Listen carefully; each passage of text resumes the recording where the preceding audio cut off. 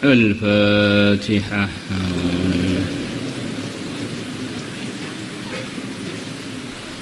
بسم الله الرحمن الرحيم. وخرج طبراني. Imam Tabarani telah meriwayatkan bi isnadihi an Auf bin Malik radhiyallahu anhu anna Rasulullah sallallahu alaihi wasallam beliau bersabda, ma min muslimin, tidak ada seorang muslim pun, takunu lahu thalathu banatin, yang dia mempunyai 3 anak perempuan, fayunfiqu alaihinna, kemudian dia menafkahi mereka, hatta yabinna, sehingga mereka berpisah dari dia, berpisah dengan sebab sudah menikah atau semacamnya, au yamutna, atau mereka wafat, illa kunna lahu hijaban minar, kecuali adanya mereka, maksudnya pasti adanya mereka bertiga, lahu, untuk orang Islam tadi, hijaban minan nar, menjadi penghalang, minan nari, dari api neraka. Faqalat lahum ra'atun, maka ada seorang perempuan bilang kepada beliau, wa bintani, dan juga 2 anak perempuan dapat fadilah yang barusan disebutkan. Qala, Nabi menjawab, wa bintani, dan juga orang Islam yang punya 2 anak perempuan, kemudian dia nafkahi sampai berpisah darinya atau wafat, maka 2 anak perempuan itu akan menjadi penghalang dia dari api neraka.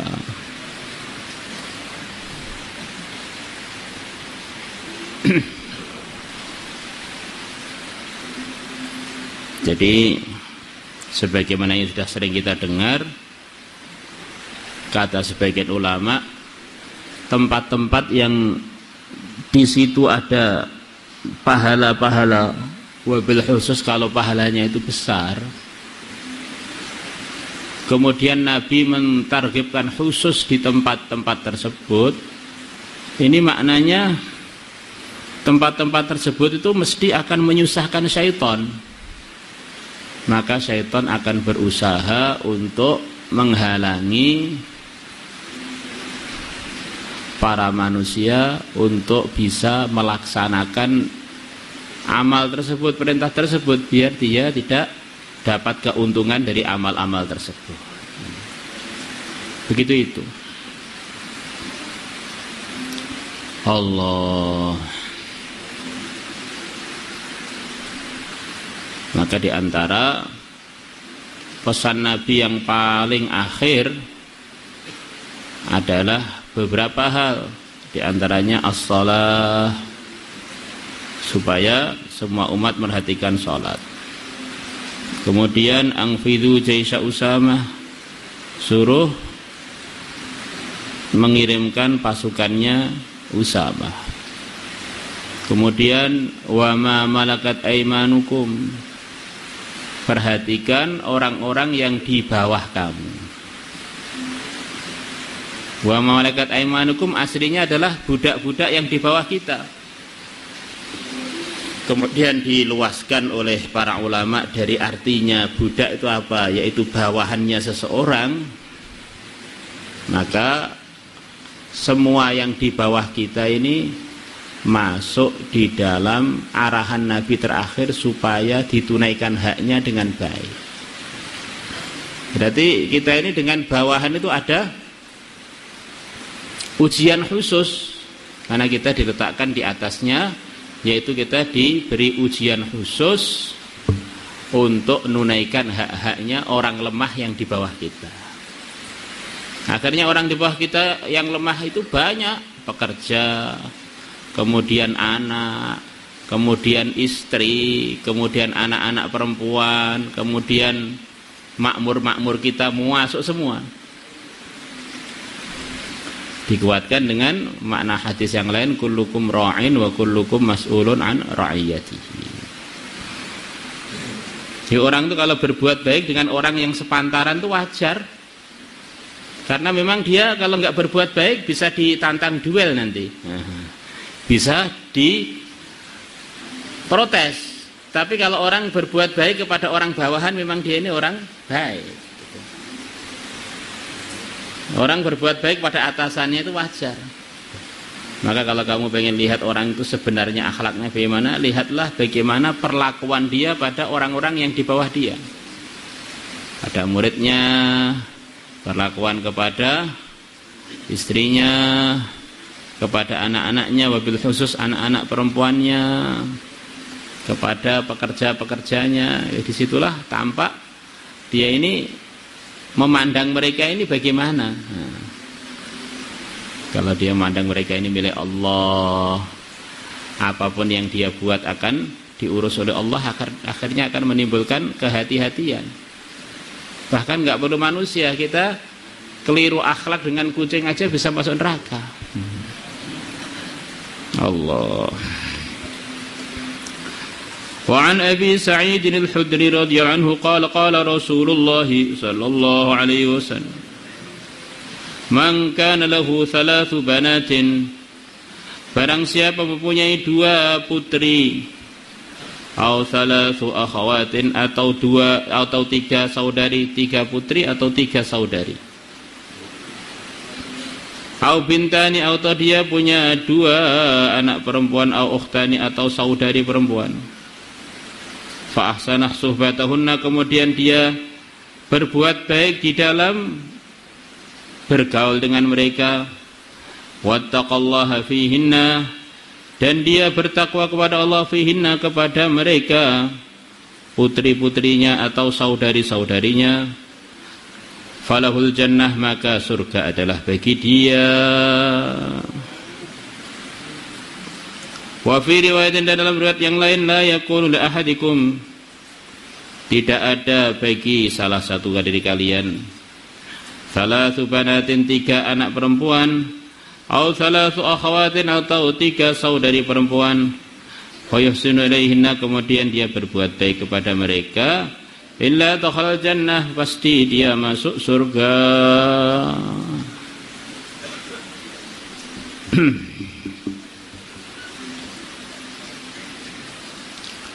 Rawahu Tirmidzi, Imam Tirmidzi telah meriwayatkannya, wa hadza lafdzu, dan ada lafaz beliau, wa Ibnu Hibban wa Abu Dawud, ila annahu qala, yang si Abu Dawud mengatakan dalam riwayatnya, dan juga Ibnu Hibban mestinya gitu, selain riwayatnya Tirmidzi, fa'addabahunna, kemudian dia mendidik para putrinya atau para saudarinya, wa ahsana ilaihinna, dan dia berbuat baik kepada mereka, wa zawwajahunna, dan dia menikahkan mereka, falahul jannah, maka surga bagi dia.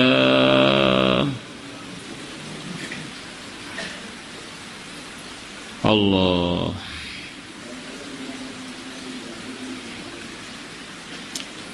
Ini hadis yang akan kita baca ini kurang lebihnya bahwa orang yang ngurusi anak yatim dan ngurusi anak perempuan itu pahalanya enggak kalah, sama-sama tingginya. Bahkan di dalam memperhatikan 3 anak perempuan ini ada janji khusus yang oleh Nabi tidak disebutkan bagi orang-orang yang ngurusi anak yatim.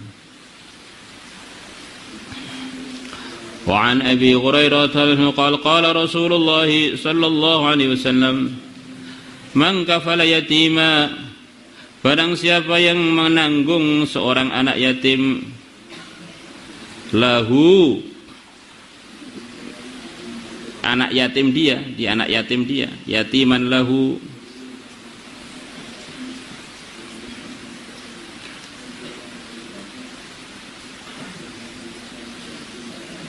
lahu kembali pada yatim aja ya. Mangka fala yatiman, barang siapa menanggung seorang anak yatim, lahu, yang bagi si yatim tadi itu qarabatin, mempunyai hubungan kekerabatan, aula qarabata lahu, atau tidak ada kekerabatan bagi yatim, yatim yang kerabat dia sendiri, ponakannya, sepupunya, atau tidak ada kerabat sama sekali dengan dia, Fa'ana maka aku wa huwa dan orang yang menanggungi ayat yatim tadi, baik pun yatim yang kerabat dia atau yatim yang tidak ada kerabat dengan dia. Fil jannati dia di surga kahata ini seperti dua jari ini. Wa dhamma usbu'aihi dan beliau menggabungkan dua jari beliau, jari tengah dan jari telunjuk. Ini sudah kita dengar disabdakan Nabi juga bagi orang yang mengurusi putri-putrinya. Nah, tapi untuk yang mengurusi putri-putrinya ada tambahan khusus. Wa man sa'a ala thalathi banatin dan barang siapa sa'a dia usaha ala thalathi banatin atas 3 anak-anak perempuan, maksudnya sa'a ini ya mengusahakan nafkahnya dan lebih dari uas itu mendidiknya, menikahkannya. Dia sa'a itu maksudnya dia meluangkan waktu untuk mengusahakan kebaikan-kebaikan untuk orang yang selepas ala, untuk orang-orang yang selepas huruf ala ini. Fahuwa maka orang tersebut fil jannati di surga. Orang yang ngurusi 3 anak perempuan maka dia dijamin masuk surga. Wa kana lahu dan adalah bagi orang tersebut ka'ajri mujahidin seperti pahalanya orang yang berjuang fi sabilillah di jalan Allah. Bukan hanya berjuang shaiman dalam keadaan puasa, qaiman dalam keadaan tahajud, siangnya puasa, malamnya tahajud, dan fi sabilillah. Masya Allah. Rawahul Bazzar wa fi sanadihi rasul Nabi Sulaim mukhtalafun fihi.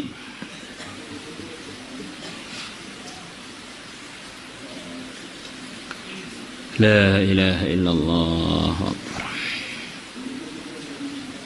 InsyaAllah kita niatkan, insyaAllah kita niatkan, dan orang-orang yang telah berbuat begini ini diteruskan. Yang sedang berbuat kita doakan, kullu ma'rufin shadaqah. Kita mendoakan biar Allah tolong mereka, Allah mudahkan mereka, biar Allah istiqomahkan mereka dalam mengamalkan yang barusan kita dengar tadi. Dan juga kan di sini sekian banyak orang yang punya mahram di rumahnya atau di putrinya. Nah, kita bisa melaksanakan ini. Didoakan, kemudian difikirkan pelajarannya, difikirkan weselnya. Nah, itu dipikirkan nanti dinikahkan dengan sopo. Nah, ini untuk prakteknya begitu itu, dengan prosedur yang sesuai yang diridhai oleh Allah. Ini sudah dapat falahul jannah tadi.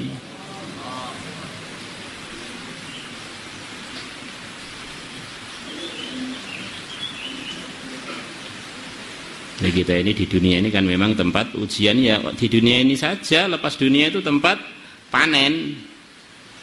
Jadi antara ujiannya adalah adu kulladzi haqqin haqqahu, tunaikan haknya setiap orang yang punya hak.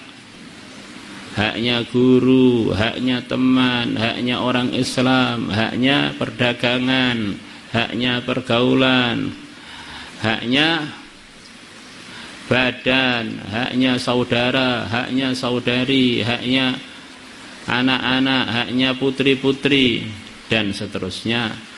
Maka menunaikan hak ini tambah sempurna, maka tambah sempurna juga ridhonya Allah kepada kita. Kalau ada yang kurang, walaupun itu kepada kucing bisa bahaya, walaupun itu kepada ayam bisa bahaya. Ayam nggak salah apa-apa kita tendang. Kadang-kadang ada orang tuh menikmati kesengsaraannya hamba Allah yang lain. Masya Allah, nyiksa apa, terus tengah-tengah burung-burung tengah tidur tiba-tiba apa itu pohonnya digoyang-goyang, lepas burungnya pada stres terbang tertawa-tawa, pada kaget kan. Nah, jadi ada orang tuh menikmati hamba-hamba Allah yang sedang sengsara sebab dia. Masya Allah. Nah, ini orang-orang begini ya man la yarham la yurham. Orang yang tidak sayang tidak disayang oleh Allah. Maka perintahnya itu loh, irhamu man fil ardi, bukan sekedar irhamu man fil ardi, bukan sekedar manusia saja. Irhamu man fil ardi yarhamkum man fis sama. Kecuali perkara-perkara yang memang kita diperintahkan oleh Allah untuk berbuat tegas dengannya. Seperti ada hewan-hewan atau sebagian makhluk yang kita diperintahkan untuk membunuhnya. Nah, maka ini kalau kita menyayanginya terus kemudian merawatnya, ini tidak sesuai dengan arahan yang punya. Sayangnya diletakkan bukan pada tempatnya. Di antaranya tikus, apa lagi? Di antaranya ular, di antaranya kalajengking. Nah, ada orang tuh punya sayang yang berlebih, dengan istrinya galak, dengan manusia galak, dengan ular malah sayang. Itu namanya meletakkan sayang bukan pada tempatnya. Jadi di tubuh kita ini ada rasa sayang, maka ini ujian dari Allah. Kita tempatkan pada tempatnya atau bukan? Dengan istrinya nggak sayang, dengan istrinya orang sayang. Alhamdulillah. Jadi sayang pun itu ada ujiannya, diletakkan di mana. Marah pun ada ujiannya, diletakkan di mana. Kemudian tegas pun ada ujiannya, diletakkan di mana. Maka kalau tepat pada tempatnya, itulah namanya hikmah. Yu'til hikmata may yasha. Allah akan berikan hikmah, langkah yang tepat, keputusan yang tepat, omongan yang tepat kepada hamba-hamba yang dikehendaki oleh Allah.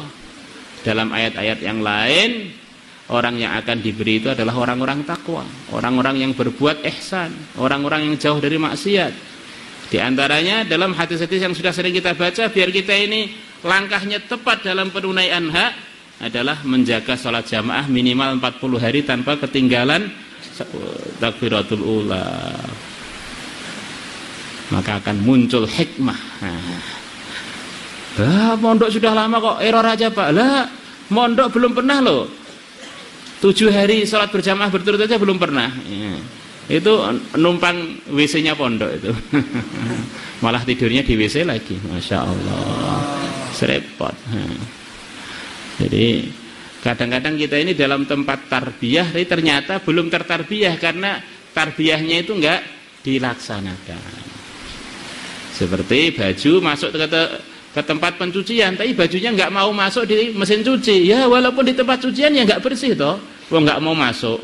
Setiap mau dimasukkan dia lari, sama mau dimasukkan dia lari, akhirnya enggak tercuci. Ya.